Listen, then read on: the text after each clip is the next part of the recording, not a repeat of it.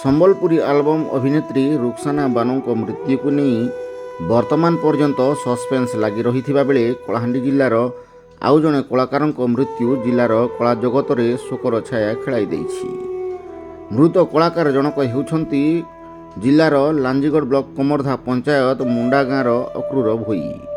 ପେଟ ପାଟଣା ପାଇଁ ସମ୍ବଲପୁର ଅଞ୍ଚଳର ଜଣେ ଠିକାଦାରଙ୍କ ପାଖରେ କାମ କରୁଥିବା ଅକ୍ରୁର ସୋମବାର ଦିନ ଖାଇସାରି ବାହାରକୁ ହାତ ଧୋଇବାକୁ ଯାଇଥିବା ବେଳେ ତଳେ ପଡ଼ିଥିବା ବିଦ୍ୟୁତ୍ ତାର ସଂସ୍ପର୍ଶରେ ଆସିବାରୁ ଗୁରୁତର ହୋଇପଡ଼ିଥିଲେ। ତାଙ୍କୁ ଗୁରୁତର ଭାବେ ଉଦ୍ଧାର କରି ବୁର୍ଲା ନିଆଯାଇଥିଲା। ସେଠାରେ ଡାକ୍ତର ତାଙ୍କୁ ମୃତ ଘୋଷଣା କରିଥିଲେ।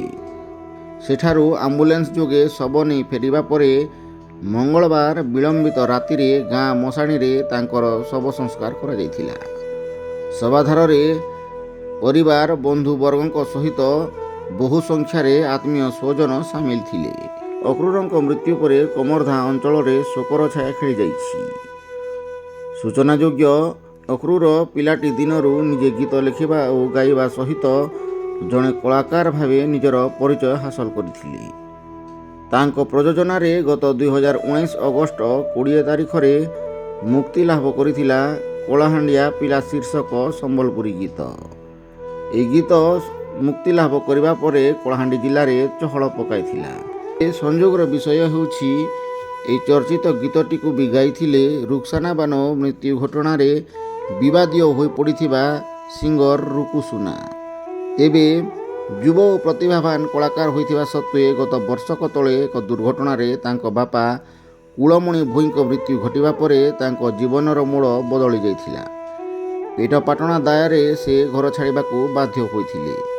ସମ୍ବଲପୁର ଅଞ୍ଚଳ ଯାଇ କାମ କରୁଥିଲେ। ଗତ ନୂଆଖାଇରେ ଘରକୁ ଆସି ପୁଣି ଫେରିଥିଲେ କର୍ମକ୍ଷେତ୍ରକୁ।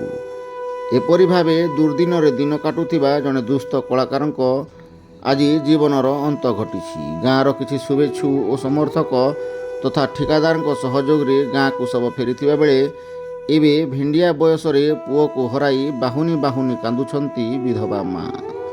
କାନ୍ଦ ବୋବାଳିରେ ଫାଟି ପଡ଼ୁଛି ଗାଁ ଦାଣ୍ଡ। ସଭିଙ୍କ ମୁହଁରେ ଶୋକର ଛାୟା।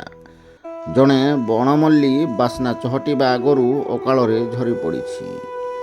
ବିଦାୟ ଅକ୍ରୁର, ବିଦାୟ କଳାହାଣ୍ଡିଆ ପିଲା, ବିଦାୟ।